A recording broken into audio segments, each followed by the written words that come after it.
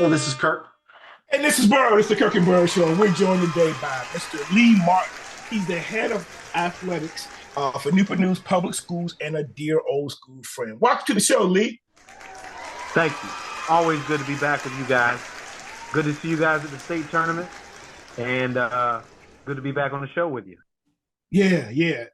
Lee, this is his third time on the show. He's here talking about old school basketball with Denbigh back in the late 80s, and also appeared on the show when we talked about Deion Sanders a year ago and him when he took the job at Colorado. For those who don't know, Lee is Lee the Flea. That's a nickname he earned back in the day.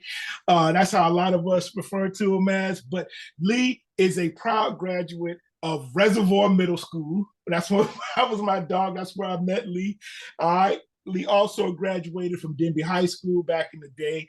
And he's a former basketball player and graduated from Christopher Newport University, played on some great teams there. He also holds a graduate degree from Old Dominion University. And he's been a coach. We'll talk a little bit about all those things too, but he coached for a number of years. He served as athletic director at Kecoughtan and Bethel High School. So he's got experience. And if you can be the athletic director at the greatest high school in the state of Virginia, you're doing something. So he was more than qualified for the job he's doing now as the director of athletics for Newport News Public Schools. So again, welcome to the show, Mr. Martin.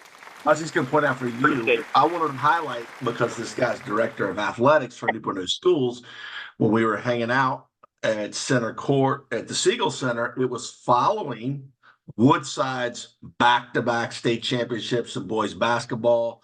We were excited to see a Peninsula District team win, and we are homeboys. We're from the Peninsula, but Rusty and I both pretty much as the best public school team. Out of all the teams that we saw, we think Woodside is the best. So congratulations to Woodside and Newport News Public Schools. Just wanted to get that shout out in there because we were really impressed with those guys. I brought up Lee's background so you all would just know, like, this dude's a true baller. Like, he knows sports. He's not just is leading it, but he was a baller himself in a lot of great sports. We talked about he played basketball at Denbigh and was a part of some legendary teams there, but he was also, for those that don't know, an excellent baseball and football player. Outstanding athlete in high school. You played at Christopher Newport on some great teams there. What did you do after that, Lee? Yeah, I went into teaching with the hope and idea that I was going to be, the next big coach to come out of the area and maybe to, coach in college someday. So I started off, very humbly, like a lot of guys do, especially if you're in the PE area, because back then PE jobs didn't open up very often. Right. And right. I got a PE job at Lindsay Middle School in Hampton. Oh yeah. And I was able. And I got hired to coach the boys team basketball team there at Lindsay. And I was there for 4 years. It kind of cut my teeth. And anytime you start with middle school kids, it's easy after that. I've met you go to high school and teachers are complaining. I'm like, if you haven't been to middle school, this is pretty easy right now. So anyway, I did my 4 years there, and then I went to Kecoughtan and got hired to coach the girls' varsity team. Got hired by Arnold Baker. I don't know, Gannon Baker is another big name from our area. Oh yeah. Yeah, his dad hired me actually at Lindsay, and then he transferred to Kecoughtan, and a couple of years after that, he brought me to Kecoughtan with him to coach. So I coached for maybe 3 years, and then took an assistant coaching job at Christopher Newport. Oh, like I said, at that point, I thought like college was going to be like where I headed, and my experience wasn't what I anticipated, and I kind of switched gears and was looking into athletic administration at that point. Kind of got interested in that because my college coach, C.J. Woolham at Christopher Newport, also served as the athletic director at Christopher Newport. Yep, I remember that. So I kind of switched gears at that point, and so I finished my degree, my graduate degree at ODU in sports management, and finally waited my time and got lucky in 2007 and got hired to take the AD job at Kecoughtan. I remember coming by Kecoughtan. My little brother played at Woodside during that time, and I remember going to a game at Kecoughtan. Melendez and I, my brother, went to go see our younger brother Elliot. So you were athletic director at Kecoughtan for how long was that? And you had some great success there. We did. Don't have, I mean, you were just talking about your basketball team. Yeah. I was an athletic director for 8 years, and we had a great coaching staff. And at any time you can surround yourself with solid coaches, the other stuff takes care of itself. I mean, talent comes and goes, but I mean, you'll find consistency when you have good coaches. And we had a really good coaching staff all the way around. Went to the state semifinals my very first year with boys soccer. Wow! And then we had a good little run with boys basketball where we went to the state, lost in the state quarters one year, lost in the state semis another year. But like I said, the overall athletic program, I'm proud of the fact that there was a 2-year run. I think it was 11, 12, 12, 13, or 12, 13, 13, 14, those 2 school years where we won what's called the Julian Rice Award in our Peninsula District, which is it's the best overall athletic program based on where all of your varsity sports end up placing after the year. You get a certain number of points depending on where your varsity teams end up. Typically, I don't know if this is a shock to you. It may not be, but typically Menchville wins that award. I mean, Menchville, top to bottom, from field hockey all the way through baseball, is very competitive in most of their sports. So, but we had a 2-year run where Kecoughtan, we took it back for 2 years. And when I say typically, I mean Menchville basically wins it every year. So for us to win that for 2 years was pretty special for our athletic program. Then in 2015, my oldest, graduated from Kecoughtan. The Bethel high school AD retired. I got a phone call from the principal at the time that asked me, had I ever thought about working at Bethel? And of course I never did. That was a rival for me for all those years.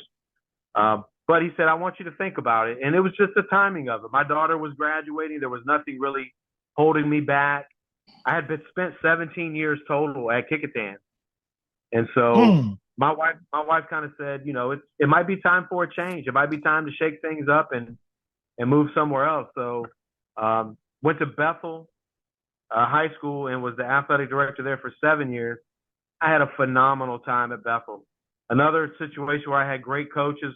I actually won my first state championships as an athletic director. We won 3 straight boys track state championships. Yeah. Coach Breon took the boys basketball team to the state championship in 2017. LC Byrd was just too good that year. LC Byrd ended up beating us in the state championship game. But, Jerry Saunders, who was my principal, was just a phenomenal person to work with. You don't know what's coming when you make a move. And the 7 years I had at Bethel could not have gone any better. I couldn't have scripted it any better. So it was a great experience. Oh yeah. And I was, again, proud of you to be going to my school. And so I was just happy. I was like, oh no, Kecoughtan was cool, but you were at Bethel. And then from there, after those 7 successful years at Bethel, you got what probably has to be the dream job for you. Yeah, you don't really, I don't know. I didn't. I never put that out there as like the goal. But when you get enough years in and you feel the experience coming and the confidence and, all the decisions and things that you have to do as an athletic administrator, to get a phone call from Newport News to say, we would like you to consider looking at our director of athletics job. And so, and I've lived in Denbigh the whole time. So even though I've worked in Hampton the majority of my career, I still live less than a mile from Denbigh High School. So, I was fortunate enough to get hired to take that 2 years ago. Well, almost 2 years. This is finishing up my second year now, but this is home. These are fields, the stuff that I do now. I mean, I'm working with fields and schools that I grew up in and played on. So it's a really special situation to be not just a director of athletics for a school system, but actually come back home. That was really cool. Yeah. Mm-hmm. Yeah, absolutely. That is great. It's been 2 years, almost full 2 years, but you've already had a major impact. And I'm gonna tell you one of them, two of the things you've done to me, like right off, signified that you were the man for this job, but you had a vision, and you're making those things come to fruition. So I'll tell you two that stick out to me. I know you've probably done a lot of other things, but I remember having conversations with you when you were at Bethel, and I think I came to a football game, or we maybe been texting talking. I was like, why do Darling Stadium and Todd Stadium not have a turf field, since so many schools share the field, for so many different sports? And I know the economics are a little different down there, but I was saying, look, like up here where we live in Northern Virginia, like the schools have two turf fields at their school, and the middle schools have one or two. And so, not that it's not inexpensive, it's a very expensive thing, but I was thinking about in terms of durability, and then just, the use that's being the amount of use going on. And as a former track coach, I know what it's like when we're down at Todd Stadium and it's a grass field, we're running in state championships, and you don't want people just chilling on the grass. Right. But go tell us about that. I mean, those, and the other thing, I'm sorry, is middle school sports. So tell us about those two things. And you can start with whichever. I think the middle school sports happened first, but go ahead. Yeah, well, the middle school sport, when I got the job as director of athletics, I'm gonna be honest with you, when I applied and interviewed, there was nothing about the expansion of middle school sports that was laid out. Like, I did not know that was going to be part of the job.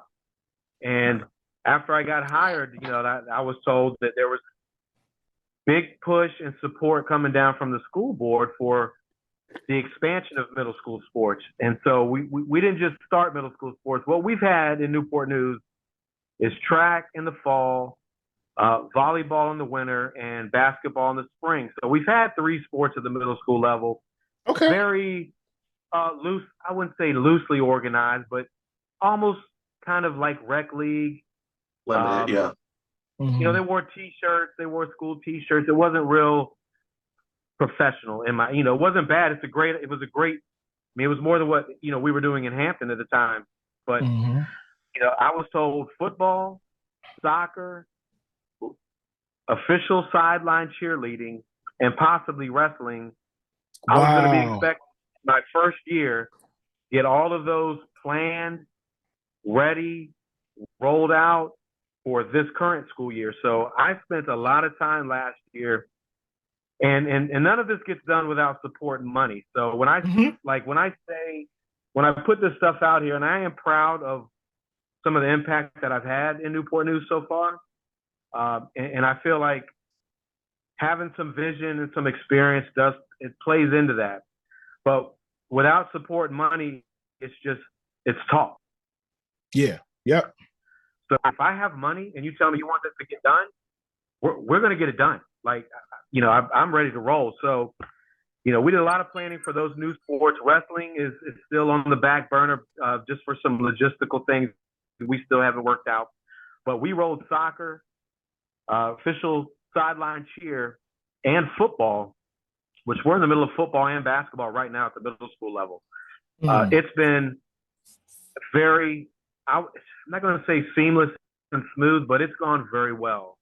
I talked to the superintendent at the time when I got hired. I said, if we expand middle school sports, we have to think about middle school athletic directors. Like, we can't have an assistant principal running around after 6 sports. They don't have the time. It's not going to run efficiently, and I don't think we're going to set ourselves up for success if we do that. So the superintendent at the time says, give me a little bit of, research, show me some numbers, check the area out and bring it back to me. And they gave me 8 middle school athletic director stipends. So we were able to hire athletic directors at the end of the spring, about a year ago. So going into the summer, we had 8 middle school athletic directors, not full-time, but a pretty nice little supplement that they could take and maybe even teach there. We have one that's a full-time security, but he doubles as the athletic director. We have several that are teachers. But it's a great setup. And so we kind of mentored them all summer. We sent them up to Charlottesville for like a new ADs conference. Awesome. I spent a lot of time mentoring them because at the high school, the ADs sort of know what they're doing, and it kind of should run itself if you got the right people in place. I'm here for support. You know, we're centrally driven when it comes to purchasing, so we buy all your equipment, uniforms, and all those things. So I'm involved in that, but the day-to-day stuff, I don't need to be involved in. But at the middle school level, there's a lot of mentoring and planning and meetings to get them ready to roll. So to get back to your original question about turf. So while all this is going on, the planning for middle school sports, I asked when I first got to Newport News, what's the thoughts on turf? And I was kind of shot down. I was told that Newport News loves their grass. Like it's award-winning. And it was the best looking field turf, Bermuda turf in the area. But I said, okay, I left it alone. You know, if you don't have the support, you don't even continue, right? Yeah, right. So our superintendent went to the football playoff game between Warwick and I think it was Kings Fork, which was the regional championship game at Todd Stadium last year. Yep.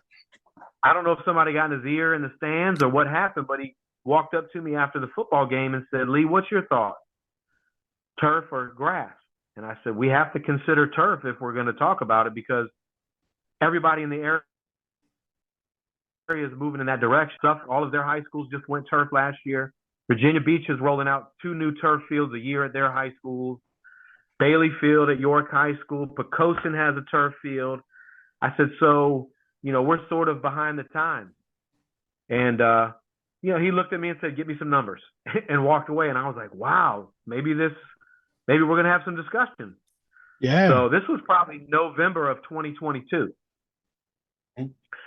And so from that point on, it was like gathering numbers, gathering some background information. Which companies might we want to look at? You know, gosh, I mean, all the permitting in the city took forever. You know, for that, actually, we went with a group called AstroTurf, and the permitting process in Newport News can be tough and long, and they had to work through that. You know, but we picked the highest level turf that you could get because we have 25 games at our field and not just 4 or 5. Right. We also chose a nice rubberized padding underneath the turf itself.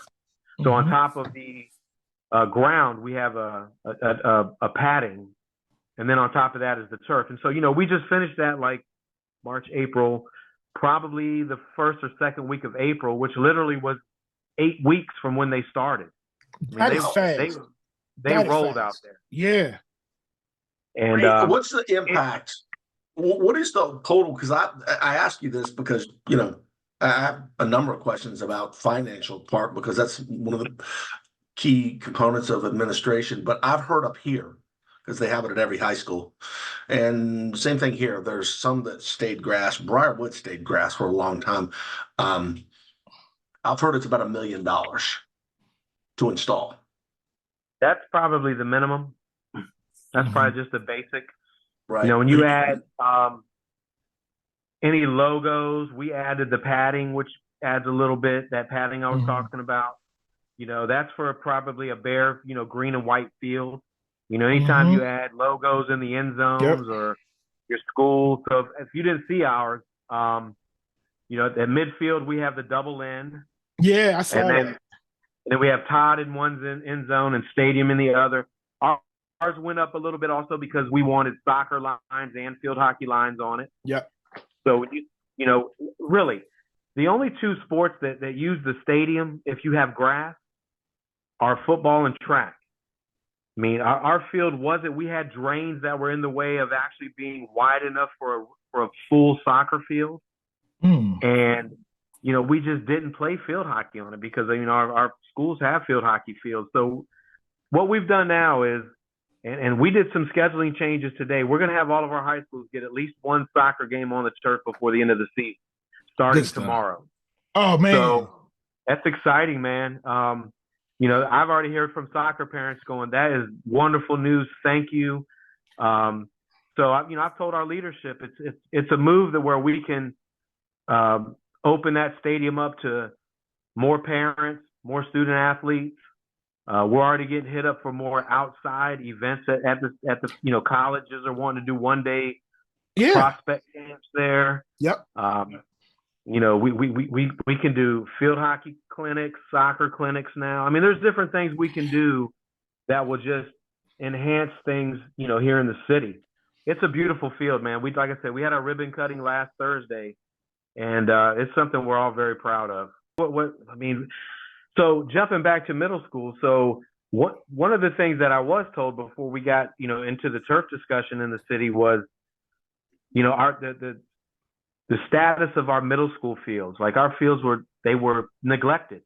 Mm-hmm. And so, we've got a school called An Achievable Dream Middle and High School. And it sits right beside Heritage. Well, They have a big field out back, just a big field. So the school system gave me money. I researched what it would cost, met with the company to renovate Ella Fitzgerald, which was the old Dozier Middle School, to renovate their football field, to renovate Crittenden, their field, and to create a brand new field behind Achievable Dream. So those 3 fields are just about done. We stripped them, laser graded them, irrigated them. We got pump houses connected to water lines. We had to pay for pump house sheds to go over top of your equipment and secure it. So all that's been going on at the same time we've been doing turf at Todd Stadium.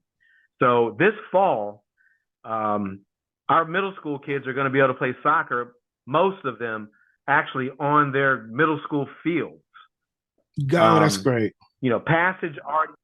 That's great. And so, our guy at Todd Stadium, who's busy year round, sanding, seeding, cutting, lining the field at Todd Stadium. Of course, he doesn't have to do that anymore. He's going to have to groom the new turf. He's got a groomer. Mm-hmm. He's going to do that probably every 3 weeks or so. But regularly, he's going to now go around to at least those 3 middle schools 2 to 3 days a week. Yep. And cut those and check irrigation and make sure the irrigation schedule's on and keep those cut. I mean, we rolled out Bermuda sod on these 3 fields, so that is great. I mean, there's no secrets. Like we spent almost what we spent on the turf at Todd to renovate and get these 3 new middle school fields up to par. I can believe it. Yeah. So I mean, we had that going on at the same time. So I've been overseeing that since about the same time, December, January of 2023. Like, and you don't realize I was underestimating the time it would take for a field to take and be ready with their, roots. And I mean, I thought we'd have been on those fields for football. And the reality has come in that, well, we're finally going to be able to play at least soccer in the fall in September on the new middle school fields. Mm-hmm. I mean, those fields are going to be sweet, man. Yeah. So we got a couple of middle schools that just don't have enough space for fields. They can practice. They have enough space to practice, but they don't have enough space for an actual game field. Okay. So a couple of our middle schools will never really have a home field, but come on. I mean, you're playing on nice fields all over the city. Yeah. I was jump in here. I was going to ask you. So this makes me appreciate all of the intricacies that are in athletics. You're talking about facilities, fields, vendors. I mean, this is a big, and I would imagine from the high school level to a whole school system level, has changed quite a bit. You've got a lot more responsibility. Help us and everybody watching appreciate some of the things that we probably don't think about when we're at a baseball game or a football game at Todd Stadium. What are some of the things that now that you've been in a couple of years, like you're talking about the permits and the cost and, all these things, but what are some things that you've learned to appreciate going up a level? The juggling and tasking that are going on. I mean, we jump in. I mean, at the same time, and this is how great the support has been for us. I mean, I don't want to always say but we have made the decision so all of our high schools and four or five, I count, I think it's five of our middle schools all have new outdoor scoreboards on their fields. Like, there were no scoreboards on any of our fields. Man. And in Hampton, that bothered me. Like, I'd go out to a JV football game and nobody knows the score, nobody knows what quarter it is. So I'm asking for things, guys. So we're talking about having a little vision and just not being afraid to ask. I was like, look, if they're bringing me in this position and they really want things to happen, these are the things that need to happen. So, they supported us and gave us the money so we've had outdoor scoreboards in all their school colors, posted, solar panel, no electrical hookup necessary, solar panel all around the city, new scoreboards. And we just finished last week with scoreboards on 4 of the middle school gyms inside, because they were just old and some of the lights aren't working. And it's like, if we're going to do this and be professional and have it look appealing, let's do it the right way. So when the multitasking, like, I mean, you got scoreboards at these schools getting done, and then you're still waiting to hear on how your pump houses are going. And then it's like, oh, we got a ribbon cutting for Todd. And now you got soccer parents wanting to know if they're going to be able to play games at Todd. So just all the things that are coming at you left and right, which is exciting. But, I mean, every day is something new. Rusty, I have one more money question, because this is so fascinating for us, and you're going to appreciate this. So, got a question. It's for folks down there, Hampton Newport News, and then some of the people up here. So, you've been a part of Hampton, and you've been a part of Newport News. Now, you guys play your football games at a city stadium, all right? And my question is this. Up here, we play our games at home. And I know enough about the situation that there's a considerable amount of the gate that the school athletic director keeps. And the big thing, if you look at the funding, is the school owns concessions. I don't think there's any share. I know there aren't any shares because they used to be on the board. So, you're talking about when you sell a bottle of water, a 25-cent bottle of water from Costco, and you sell it for $1.50, and all the things that we do. There's a lot of cash flow up here. So if you look at the kids up here, if they're going more than 50 miles, they usually get a chartered bus, things like that. What is the counter to that in Hampton Newport News?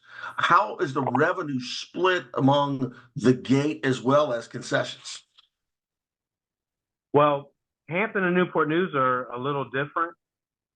Now I'll just talk about Newport News real quick. So because all of the home games are at Todd Stadium, we work closely with our executive director of security, because that's the other thing. You're talking about the little details about all these different things. Yep. You go to a game and don't realize the behind the scenes work. So we have to, we get our security folks in place. Yep. My office sets up workers, the ticket sellers, the ticket takers. We have our sheriff's department that helps out with a couple of guys. Our Newport News police partners will bring a couple of guys to walk around during the games. So all that is put into place every week, before games. And we have 2 concession stands at Todd Stadium. We have a main one, and this past year, we decided to renovate the smaller one, which you guys remember Todd Stadium. It's the one that's on the visitor side, closer towards the bathroom. Right. So that's a working concession stand now. So we are centrally driven. So all of the ticket sales go back into the Newport News Public Schools account.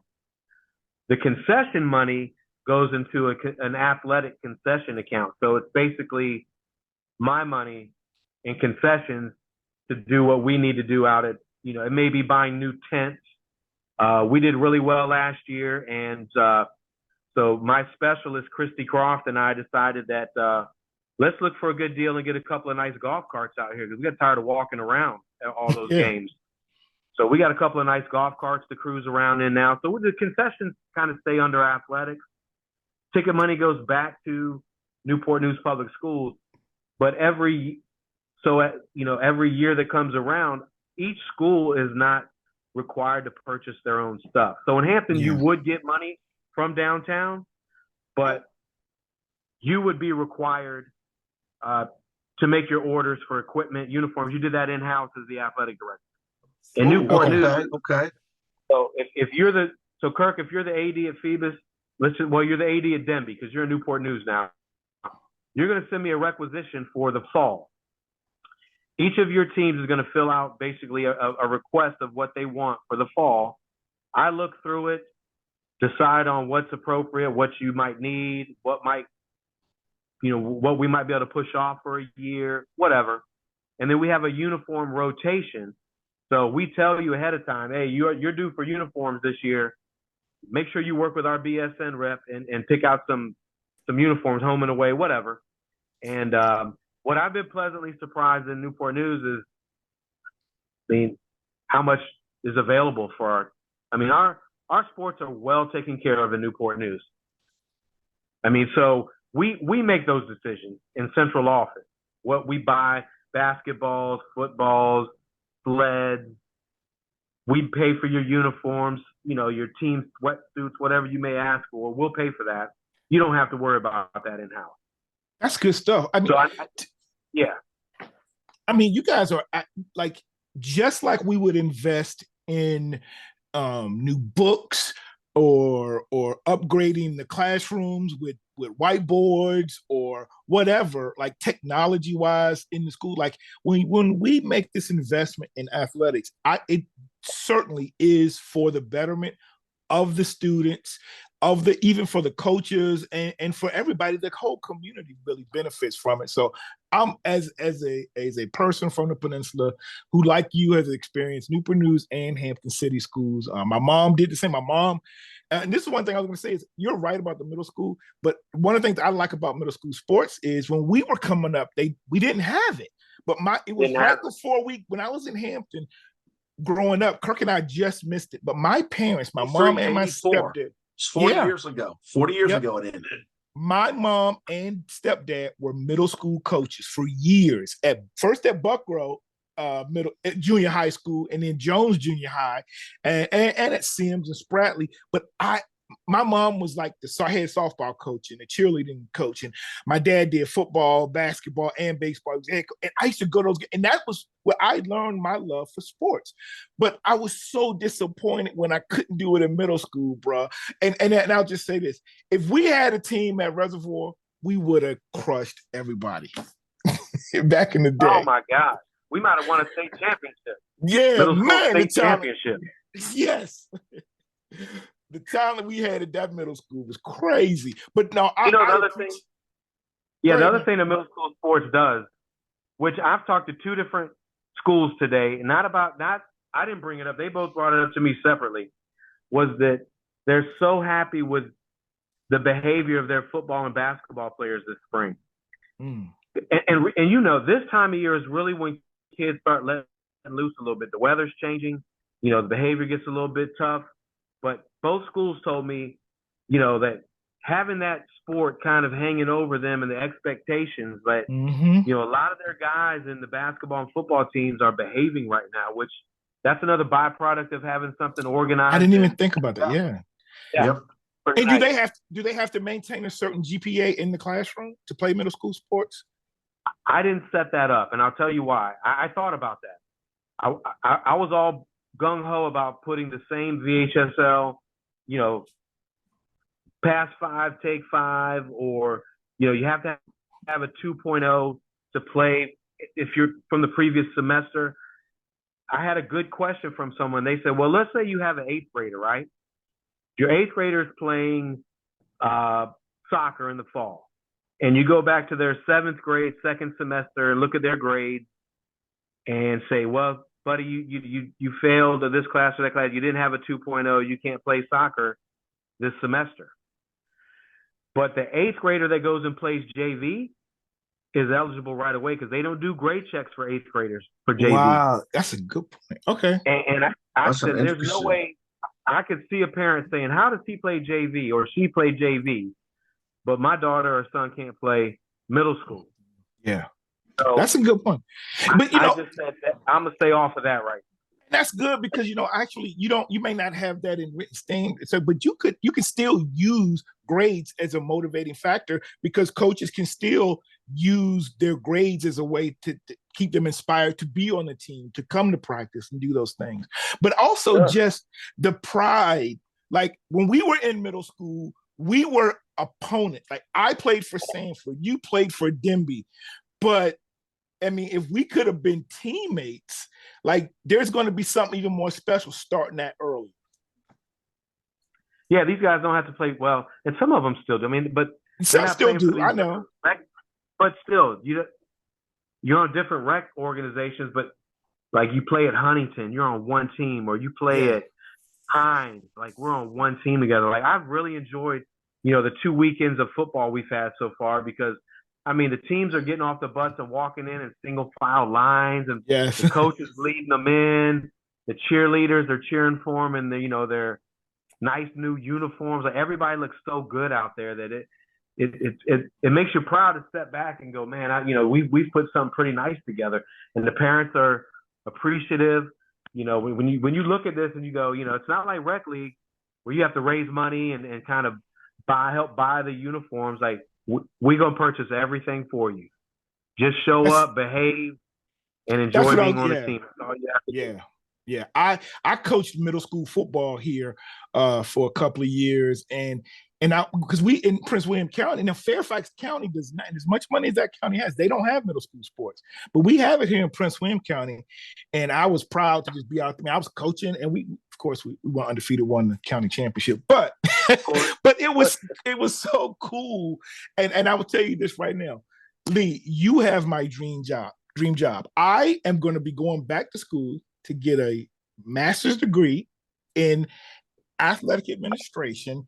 Because I'll be able to retire from the federal government in about 2 or 3 years. So I'm having it all lined up, and I want to work in the local middle or high school with sports. Like it's going to get me in the building. I'm already doing half that like all the time anyway. But like my wife is like, when you were like, she knows, like she's like, okay, she didn't even give me. She was like, I'm retiring in a few years from the school, but then when you're going in, but you're doing what I want to do. And I know I got to start, down here, but I just want to be doing what you're doing, bro. Like you're living the dream, dog.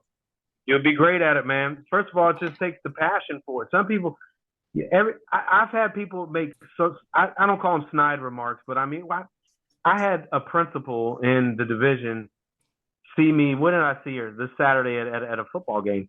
I don't really even know her that well. And she's like, how much longer before you retire? Because I want your job. And I'm thinking, you're not really prepared for this job. Like just because it looks fun and it's sports, everyone thinks it's sports. You just go to games. I'm like, sometimes I don't even get to go to the games. I'm doing all the behind the scenes. Yeah, you got a million moving parts, man. You got a million moving parts.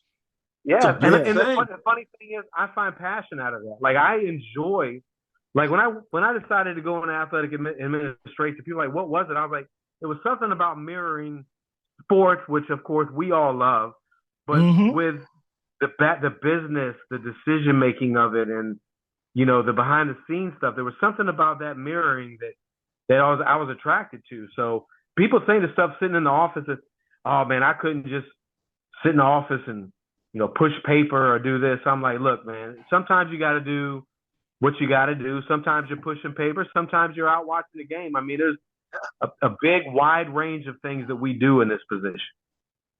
Yeah.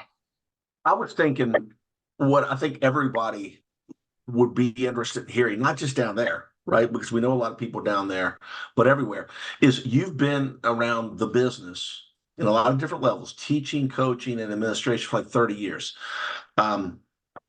You've been a part of some really good athletic programs. What do you see in the schools that have good athletic programs? You mentioned Menchville. You mentioned Kecoughtan.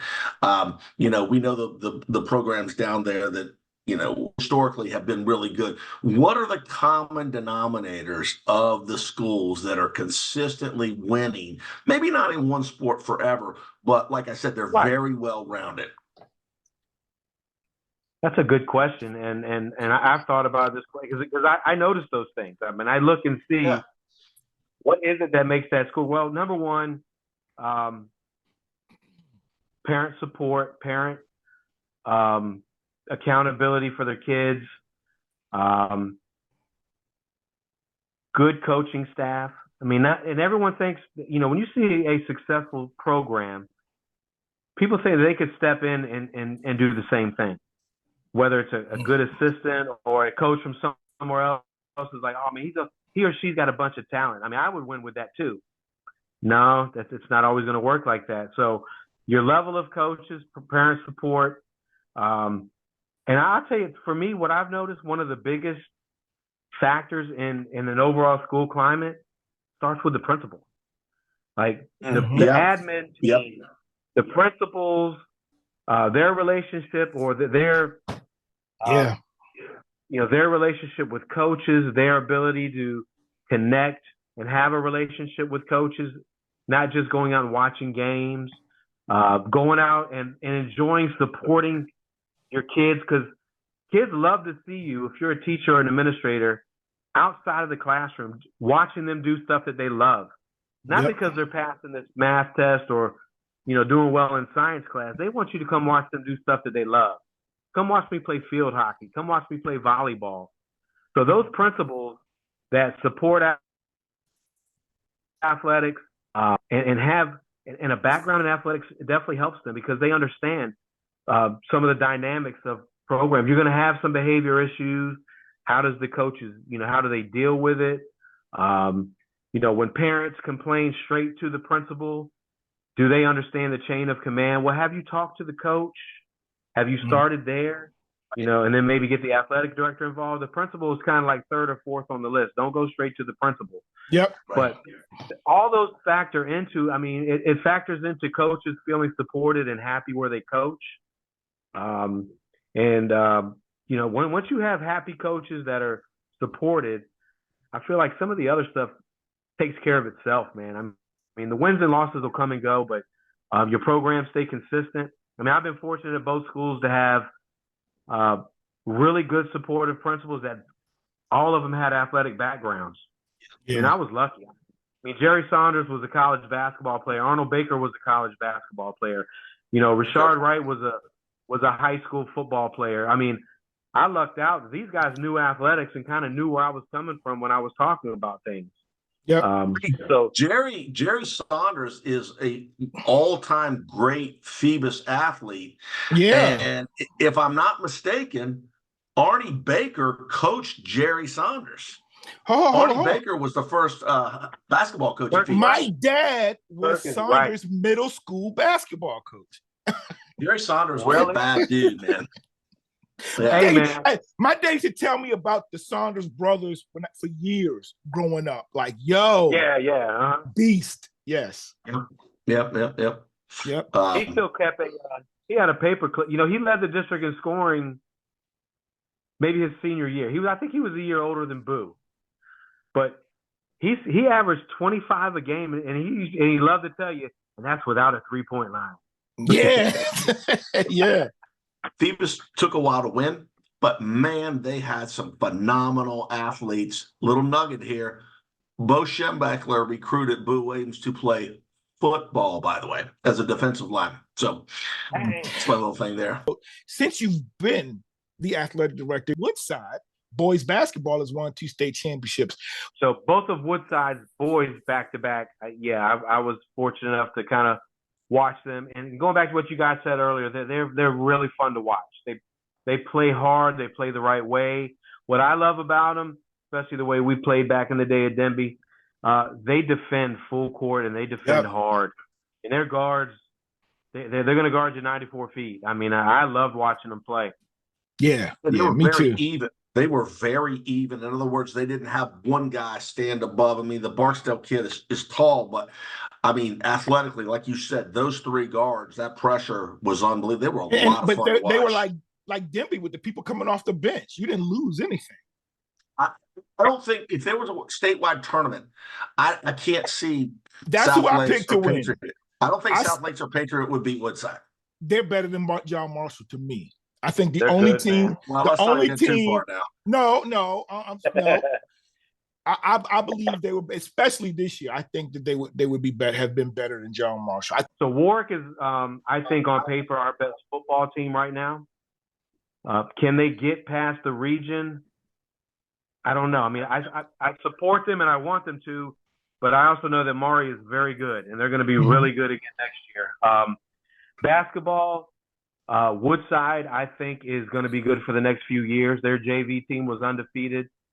They've got a really good they got a really good program in place from the 8th graders all the way up. So I think they're going to still be in play. Yeah. So I mean, on the girls' end, basketball, Menchville is kind of head and shoulders above, everybody in the city. Adrian Webb does a really good job with them. I don't know.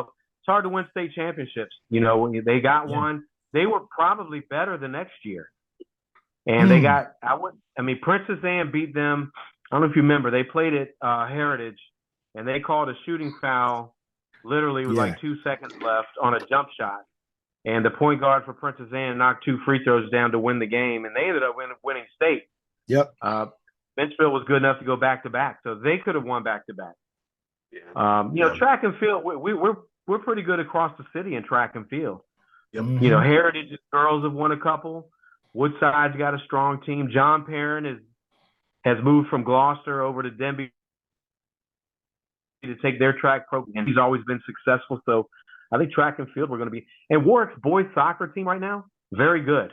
I was looking at Warwick's boys soccer team. So, and they play at Todd Stadium tomorrow night. They're going to be the first school with Heritage to play soccer at Todd. So we've got a lot of good things going on, and we've hired a lot of new coaches in the division. So like we said earlier, the success of your programs ride heavy on how solid your coaches are. So I think, for a lot of our programs, they're only looking up. Lee, I want to hit you up on something that I found pretty compelling, cool, is that I played basketball down at Warwick's gym, and Warwick was really good in basketball in the 80s. Their boys varsity has a female coach, and that's a big story. That's a big story down there. I know you know her. Just tell us a little bit about that as we move to wrap up. Well, I remember when LaTasia was she was the JV boys coach at Heritage. And so when I was at Bethel, and I remember her coming over, with her JV teams from Heritage, she coached hard. They responded to her. There was no lack of respect or anything that you might think could happen in that situation. So when the boys' position at Warwick was open, and Chad Smith, the AD, told me that they were, interviewing her and considering hiring her, I thought this might work. And so the first female, boys varsity coach I know in the Peninsula District. I mean, who knows anywhere else? But and I'm gonna tell you what, I saw their first game of the year, and I saw them later in the season. And I know your goal as a coach is to see improvement throughout the year. You're trending and going in the right direction. Well, they did that. I mean, they were so much easier on the eye to watch. I mean, being a basketball guy, bad basketball is tough to watch sometimes. And she had them playing with organized, hard, efficient, making the right play. So, I mean, I thought she did a really good job this year, man. I'm excited for her. Do you have an all-time favorite movie? And then I know you have a busy schedule, but do you and your wife or your family, are you streaming anything? Are you anything on Netflix or anything like that you like to follow and watch? Oh, well, my favorite movie, I've got a couple. When I was younger, I think when I was about 21, The Silence of the Lambs came out. Yes. That was that was a flick, man. Anthony Hopkins is a phenomenal actor. My wife and I went out, we were boyfriend and girlfriend at the time. We went out on a date to Patrick Henry Mall to watch that movie. And then one of my favorite movies from, I think, 1995, man, Heat. De Niro, Pacino. Yeah. Love That's Heat. a movie, man. That bank robbery shootout scene in the street, legendary. So that's Great probably lineup, too. Those Oh, great lineup. That cast is unbelievable, man. Great movie. So that's probably two of my favorite movies. Okay. And then streaming, I mean, I'm going to be honest with you guys. I don't watch a lot of TV. If I'm watching a show, I like to watch the first 48. You know, kind of the Love that crime, show. the real Love that crime show. drama. My wife and I kind of are at different sleep schedules. She goes to bed a little earlier than me. I stay up a little bit late. I watch, you know, obviously I watch sports. We did watch a Netflix series a couple years there. Up until last year, we watched I think it was 3 called Manifest. It was I've heard of that. The plane disappeared, and you know the people came back 5 years later. I mean, it had some weird moments, but we were hooked already at that point, and we watched all 3 seasons. Okay. So, well, okay. So Kirk and I, we've done this a lot of times, but I will say this: my favorite basketball movies are 2. Like for years, if you ask me, my favorite basketball movie was Hoosiers, and not just basketball, but overall. And I saw that, Lee, at Beachmont at the movie theater up there. Village. Yeah, I saw the Hilton Village. I saw Hoosiers? Hoosiers. I saw it in Beachmont. Village. Yes, with So I don't want to cut you off, but we were my senior year because it came out my senior year. Our 80. We were in Richmond. We went to Richmond for the state tournament. We beat Hopewell in the quarterfinals, and the next day, Coach K took us to see Hoosiers. So I wow, that is sweet. Yeah. That is sweet. I know that was cool. Yeah, that was a great team you were on. We'll talk about that another time. But that was a hell of a team. I went to Beachmont because I was dating a Denbigh girls basketball player. There you go. It's full circle. All right. Now, then the other one is Hoop Dreams. You know, the documentary on William Gates and Arthur Agee. Love that movie. So I just want to throw that in there because those are if those come on, I'm watching them every time. I even have those, I think, saved somewhere. When you open your phone, what is the first app you go to? What is the first app you're looking at? And then next, in your phone, who could you text? Who could you get on there and text that we might find interesting? Doesn't mean they're super famous, maybe not, but they would hit you back. Like if you text me, Lee, I'm hitting you right back. If I text, and we know this person, Marcus Michael, I still consider Marcus Michael one of the greatest athletes ever on the Peninsula District, but that's my boy. He's going to hit me back. Who is in Lee Martin's phone? But first, what app do you go to first? It's sad. I go to Facebook quite a bit. Okay, no, we're old. You didn't say TikTok. Not saying you don't have a TikTok account, but we're going to Facebook, bro. Our kids are going to. I'm reading people's stories and trying to keep up with everybody. Yep. Yeah. So, yep. That's good, man. Yeah, in my phone, I mean, I still got all my buddies from Denbigh, which includes, and I don't have his direct number, which is good. But I mean, if I had to get a hold through his brother, I would probably be able to get a hold of Mike up in Pittsburgh, Mike Thomas. Okay. Yeah. If I had to, but I talked to Eddie's on I've got a 7 or 8 guy friend thread from the Denbigh guy, Leon Wilson, Leon Taylor. Remember Tony Morton? Yeah. Tony Morton's on there. Lamont Struthers. He was. Do you have his number? Oh, you played with Lamont. Sure. Yeah, that's what I'm saying. Lamont. Yeah. But this is the thing. One of the reasons I do this is because you're gonna think back and you're gonna, like, in a day or a week, so you can be, oh man, it's because some people are in your phone or you text and it's just your boy. Like, that's just my boy. Right. But to somebody else, they're going, you know him. Oh, you know him. You know what I'm saying? Like, that's just my dog. Yeah. I mean, Lamont and I, we played together. Lamont coached my nephew, Minchfield. Okay. So my brother-in-law has been on his bench the last 3 years as a volunteer assistant. Oh wow. Yeah, he's been helping out last 3 years with Lamont. So yeah, Lamont's a good. I mean, Lamont and I have been buddies since we played in '88. Yeah, I remember y'all played together. Seeing you, that's right. Yeah, I remember going when you were a freshman, and I think you all were playing basketball. Seeing you was playing apprentice school. Yeah. And I said, I got to go see my boy. And it was people for like Vincent Hawkins was playing for apprentice school. Y'all, I knew guys on seeing you, man. Oh, I was like, oh, yeah. But man, again, keep doing what you're doing. Like I said, you've got my dream job, bro. I'm about to go back to school in about a year or two, so I can be like you, man. You could do it, man. You got the passion and the experience and the knowledge, man. You'd be great at it. Yeah, maybe I can do an internship down there under you. So if I need to get there. Yeah, that would be fun. That would be fun. I'm always open for unpaid interns. Oh yeah. Yes. There you go. Unpaid is the key. Same here. Yeah. At State Department, I'm getting all these unpaid interns like a mug, man. You say that, I would do it. I would do it unpaid just to have fun, man. That'd be great. I really would, you know. Good times, man.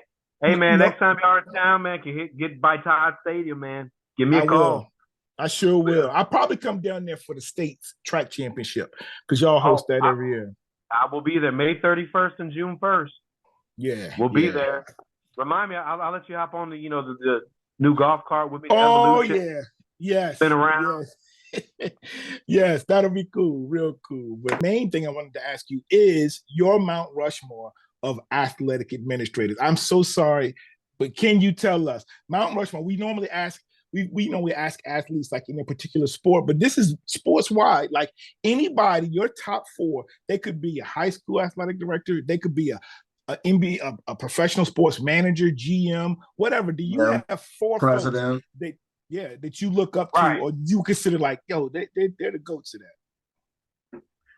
Well, I'll start with John Wooden, and only because he was in an era that the stuff that he did as an educator, not just a coach. I mean, the pyramid of success. If you go back and I've read that book. Look at the stuff that he put in place for his guys. He taught them, like, they all like just revere him. So I think it's impressive that you can have an impact like that on young adults. So I'd have to put John Wooden up there.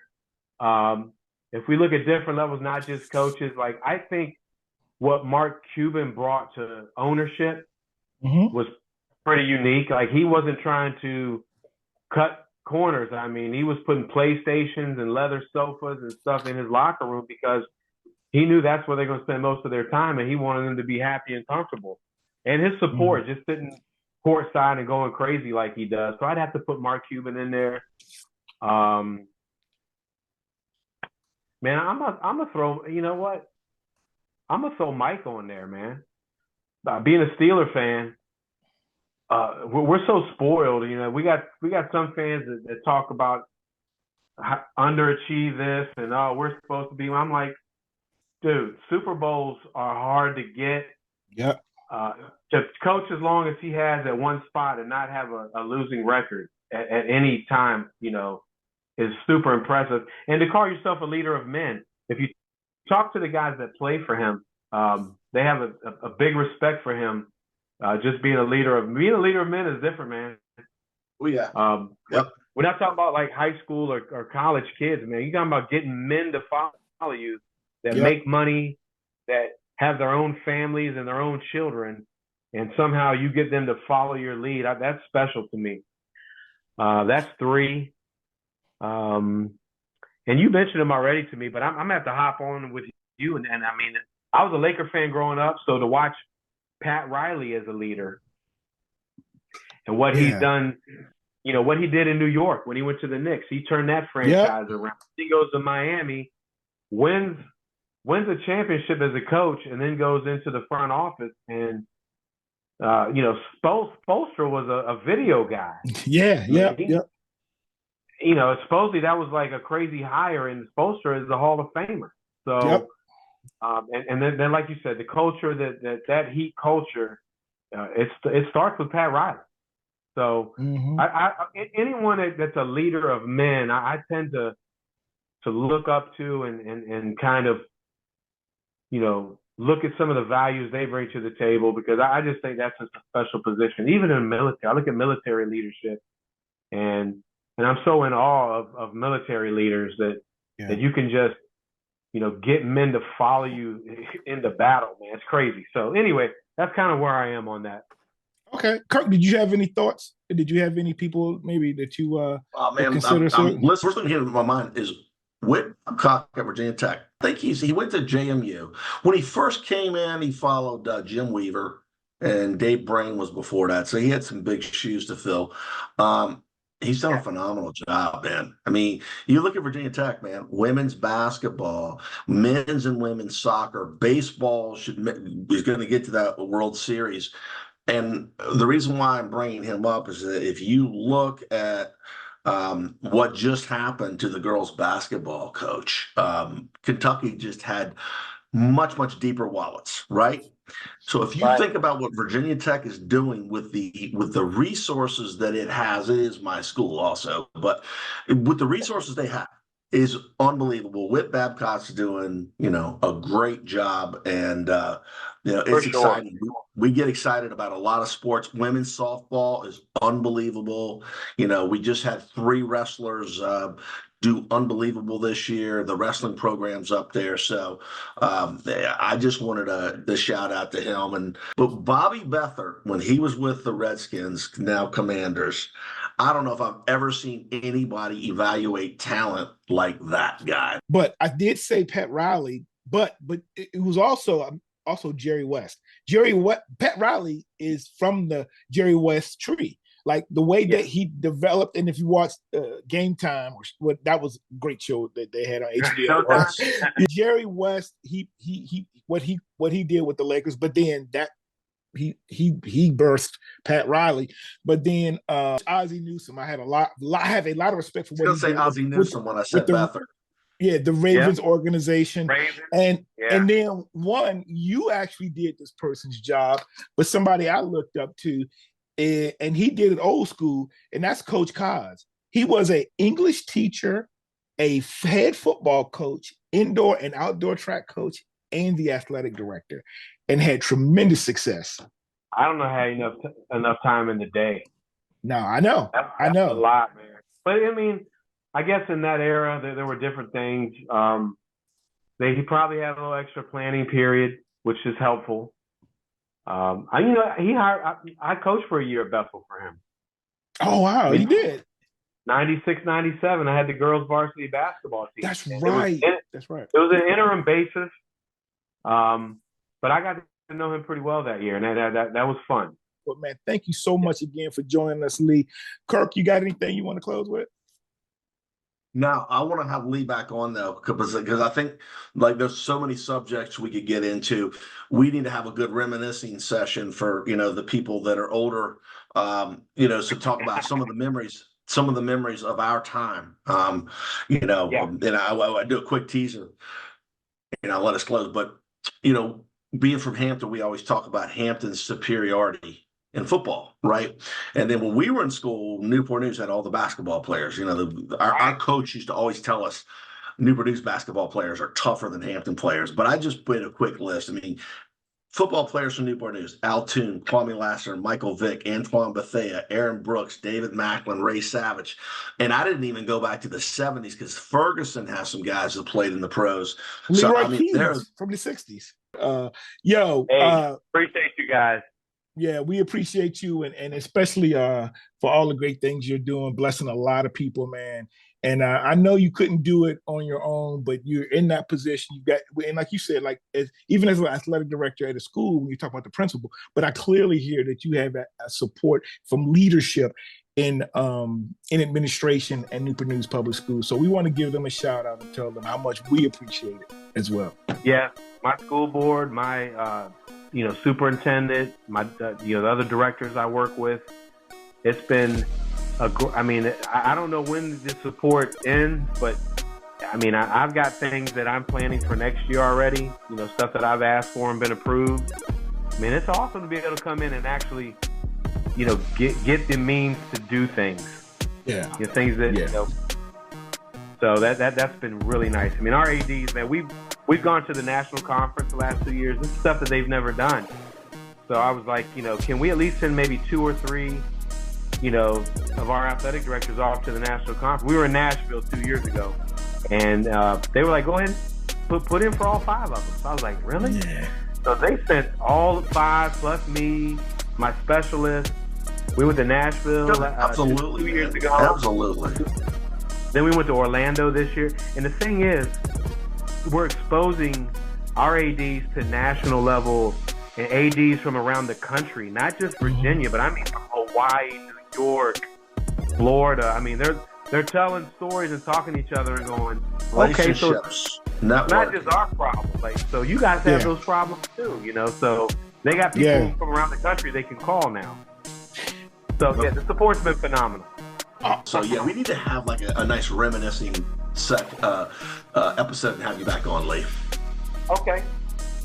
Yeah, I'm down, man. You know, I love talking to you guys. So whenever the time comes and y'all feel it's time to schedule it, Rusty's got my number. Yeah. And see, I can text Lee. That makes me the man. All right. Look, yo, for my dog, Mr. Lee Martin, the head of athletic administration at Newport News Public Schools, and my dog, Kirk Hilliard, this has been the Kirk and Byrd Show. We're out.